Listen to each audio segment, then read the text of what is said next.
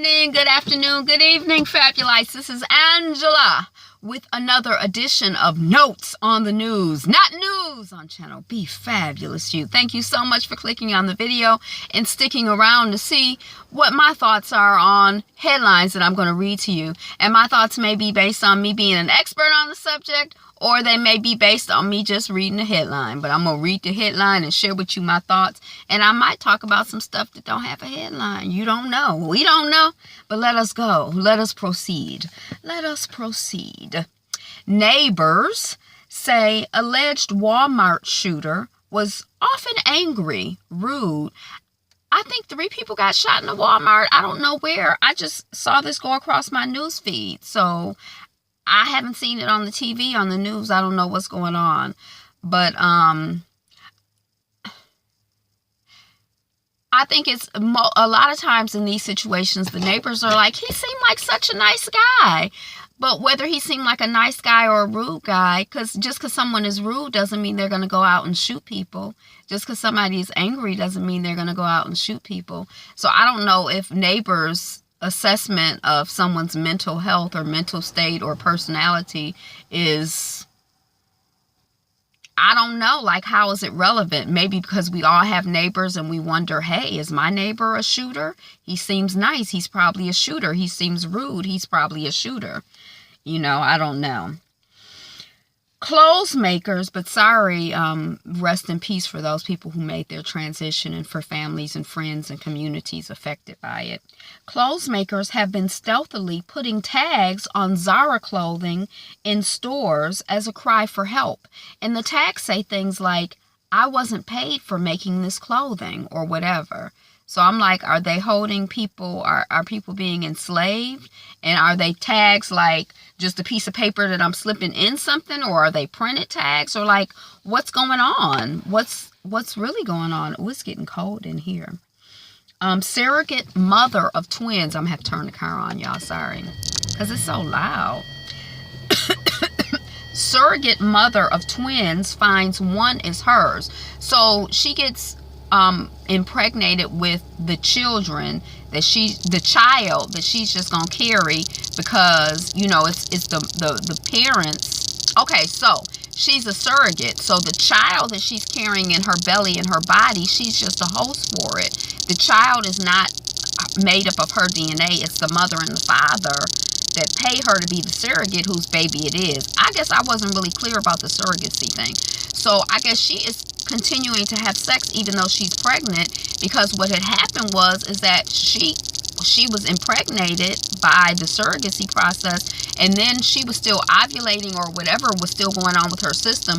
It didn't register with her system, you know, properly, officially, or maybe our systems glitch like that sometimes, or maybe that's not a glitch, maybe that's just the way it is sometimes.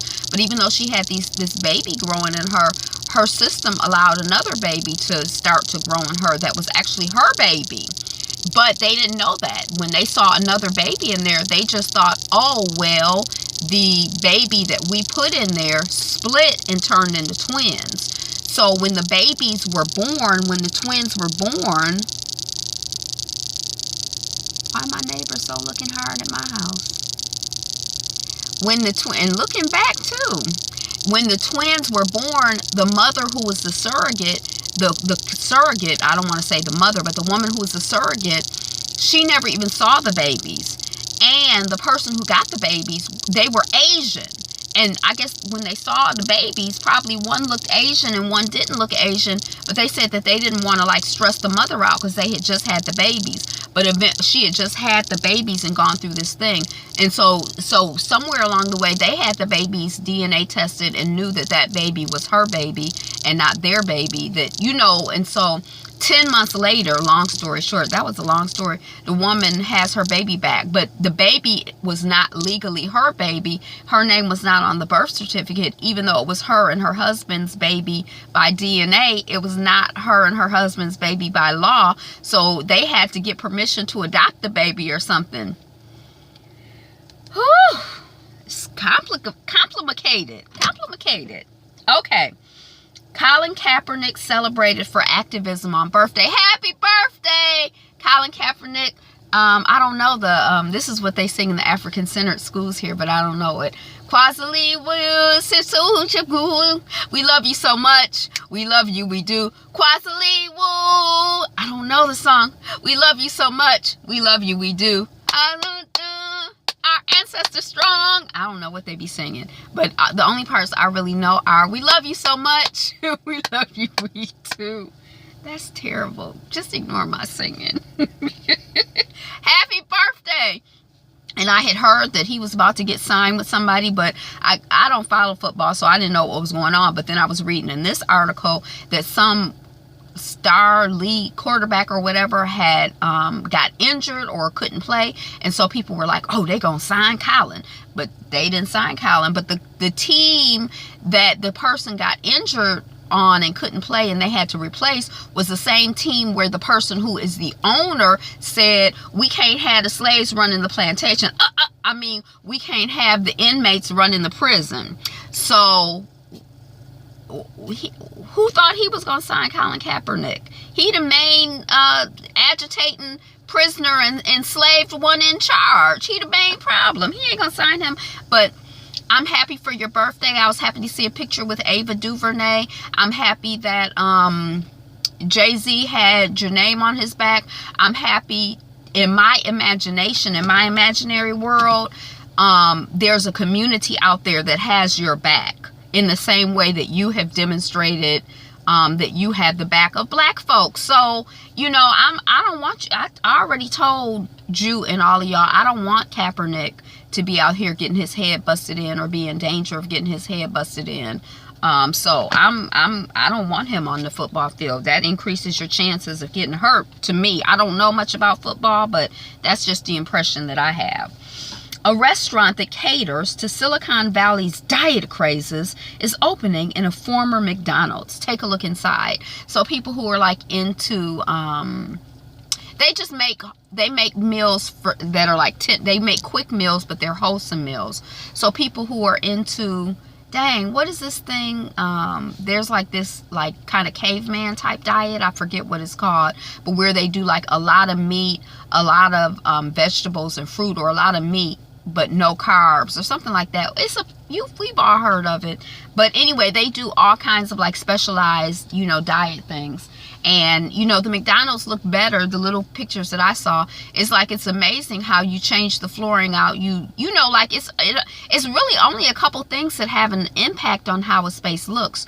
The floor, the lighting fixtures, and then I guess, well, yeah, the floor and the lighting fixtures, and then whatever paint job you do or whatever, you know, things you do on the wall. There isn't really very much that can have an impact on the way a space looks, because it looks totally different as these people than it did as a McDonald's.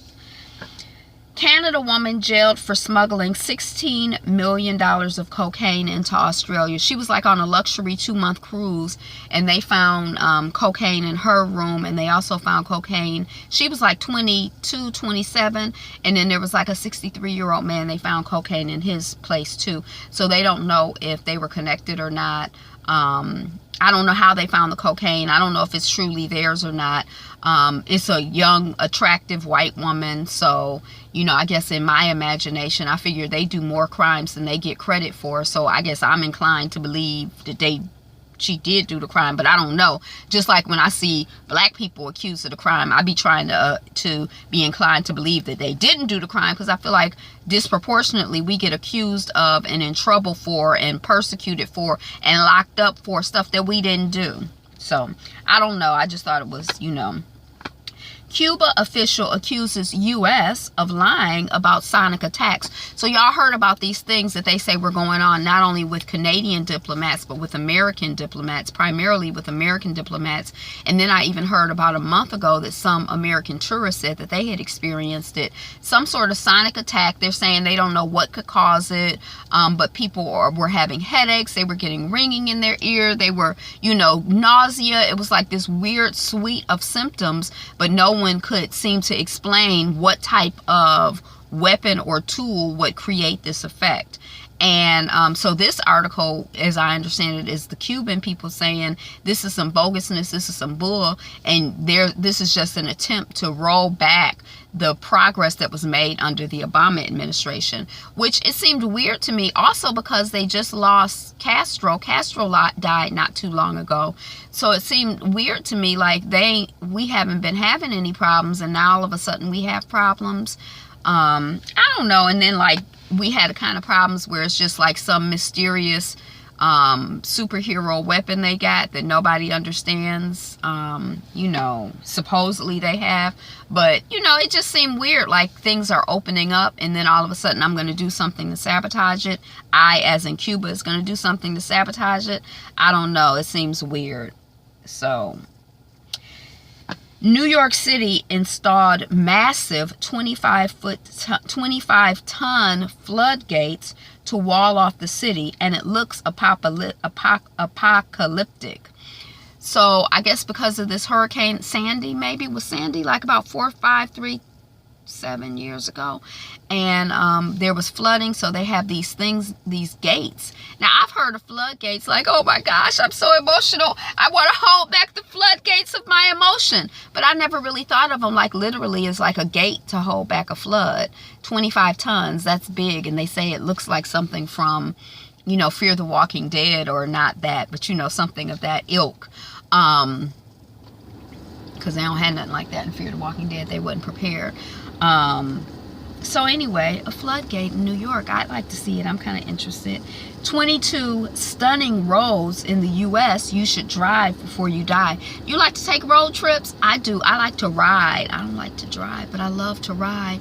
And this country is really interesting to see. Like, you know, there's such a variety in landscape and culture. And, you know, I remember going to Colorado, and it was kind of amazing to me, like standing there and just looking around, because growing up in a city, it's like when you look around, you see houses, you see buildings. Going to school in New York, you see houses, you see buildings. When I was in Colorado, I'm like, wow, you look around, and Montana, not in Colorado, but in Montana, wow, you look around, and in Colorado there were the beautiful mountains. That was beautiful to see, but it wasn't like everywhere. But there were places when I was in Montana when I just stood and I looked around, and everywhere I looked I couldn't see really anything that was man-made. All I could see was, like, you know, like the sky and the land. And it's like it gives you a different orientation, and it gives you a different perspective on life and the world and God, you know. And I never realized that my perspective on God was influenced by my environment until I was there. Because I'm like, wow, everywhere you look, you just see things that are, you know, God made, you know. And I never had that experience before. Not to say that God doesn't work through man, but and woman, and through our hands and through our feet, but you know. But I like a road trip. That's go back to the story. I like a road trip. I like to see, because it's like, you know, traveling and being out in the world changes, you know, it's changed me, it's influenced me, it's shaped me, it's shifted me, and I think in great ways. Indian police parents catch daughter's rapist. Sorry, baby girl. Life is something, and I'm glad that they caught the person. I'm sorry that you were raped. Australia, cockatoos chew $1 billion broadband. It was like a picture of a bird chewing on like a cord. This is Bella's leash. And it looked like this, and the bird was like, yeah, yeah, yeah, yeah.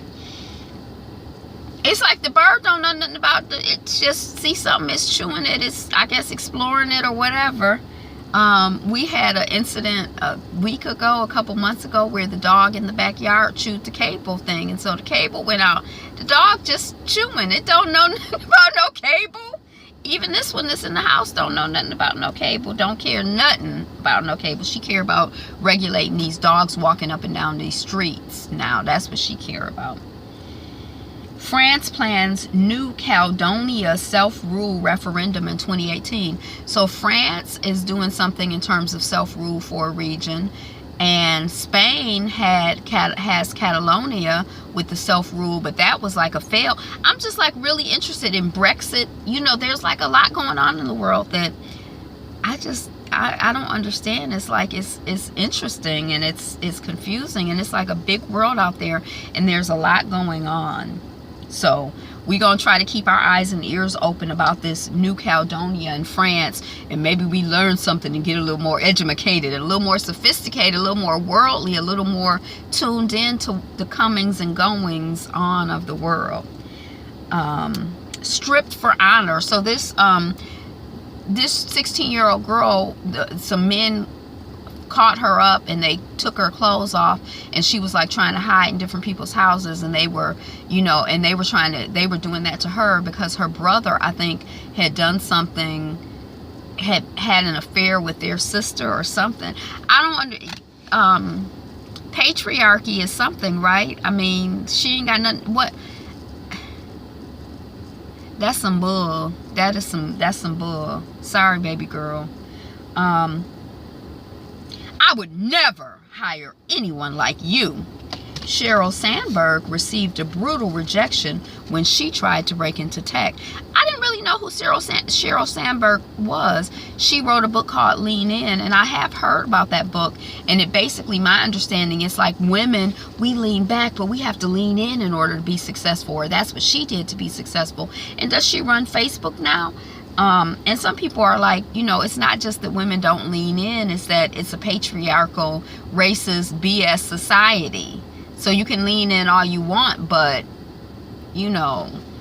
there are some systems and structures in place that are fighting against you. It's not just blame the victim, blame the woman. Your problem, the reason you can't get ahead is because you're not leaning in. Lean in. Okay. But anyway, and I understand that just because you do have challenges, just because you do experience problems, you can let that stop you, but we mustn't let it stop us. We must continue to fight. We must continue to resist. We must continue to persist. We must continue to move forward in our vision, toward our visions. So that's all. What we gonna do, curl up and die? That's the only choice we have. Wonder Woman is now the highest grossing superhero origin movie of all time. Who knew? I saw the movie the other night when I was down south, and I fell asleep on it. I mean, it seemed okay, and maybe I was just tired because it was late and we were supposed to be having family time. But why local elections should matter to black voters. I know when I was involved with local politics, I was kind of amazed, like, dang, these people, like the other side or whatever, they are like really organizing, and you trying to get one person elected to this one office, and they done got 12 people elected to 12 different offices. It's like really kind of amazing. And it take a lot of time and energy to try to get one person elected to one office, plus eat and take care of your home and take care of your family and take care of your body and take care of yourself spiritually. And they just have different types of resources than we have. We have to be more creative with our resources because we don't have as much time and we don't have as much material wealth. We have other types of wealth, and we have to use that. One of the world's best restaurants is shutting down and starting from scratch on purpose. As he said, he's the best restaurant. He's his only competition. So he got to keep it fresh. He got to do what he got to do. Mom claims son stabbed himself to death after choking him. After she whipped him and choked him, he went in the kitchen and got a knife and stabbed himself. The little boy was young, 12, 13, 10, 8. He was a young little boy, but the article was kind of talking about how the suicide rate is increasing among young people. But it's sort of like if somebody beat you and choke you and then you kill yourself. I mean, it's kind of like if you like in a situation where people are beating and choking you. I mean, I guess when people are committing suicide, they're under distress, because I'm like, that's under duress, that's under distress. But I guess anyone who's committing suicide feels that they're under distress and under duress. But black mamas and daddies, we got to stop beating and choking up our children, I think. Lego's Women of NASA toy set is finally on sale, and it's already Amazon's best-selling toy. The euphemism Tuskegee time machine coined by W.E.B. Du Bois. So Tuskegee was really powerful, and the people who who supported him were really powerful. And for a while, you know, they were, you know, they had money and resources, and their agenda and their perspective was the only one that got advanced, or was not the only, but, you know, they were really powerful and able to advance their agenda. So W.E.B. Du Bois coined the euphemism Tuskegee time machine to refer to the fact that they was just controlling what people thought, how they felt, what they heard, what they saw, what they knew. Child sex offenders to be named as such in U.S. passports. So if you have been found to be a child sex offender, and it's kind of like an interesting thing, because some people, I think, are legitimately child sex offenders, and some people are 19 or 17 or 18-year-old boys who had relationships, 18-year-old black boys who had relationships with 17-year-old black girls when they were both teenagers, and I mean when they were both seniors in high school.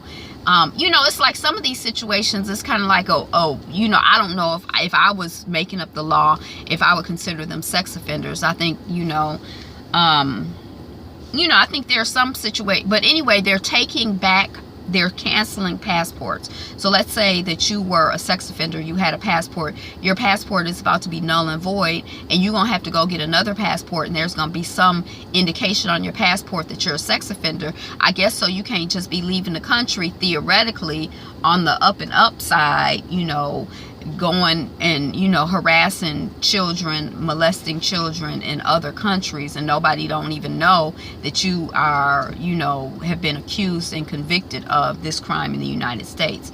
So on one hand, it seems good. On another hand, you know, I don't know, because it seems like a lot of things that seem good disproportionately affect and hurt black people. So I guess I'm cynical and suspicious. I'd be like,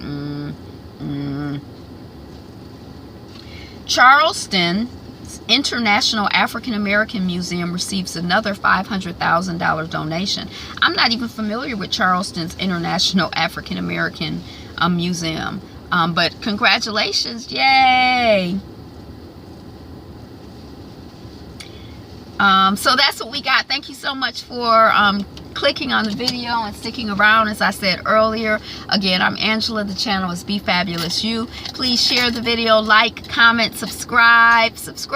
We're working on 200 subscribers. Find that button. You are smart and you are resourceful, and I know you can do it. And if you are already a subscriber, you are smart and you are resourceful. I'm so happy that you did it. I'm so grateful to you for being a subscriber, and for all of you who are here watching, all of the 5 of you who are turning in 505 million. Thank you so much for watching, listening, being here, being you. Today is the best day ever.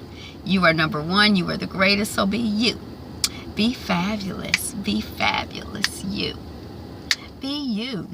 Be fabulous. Be fabulous you.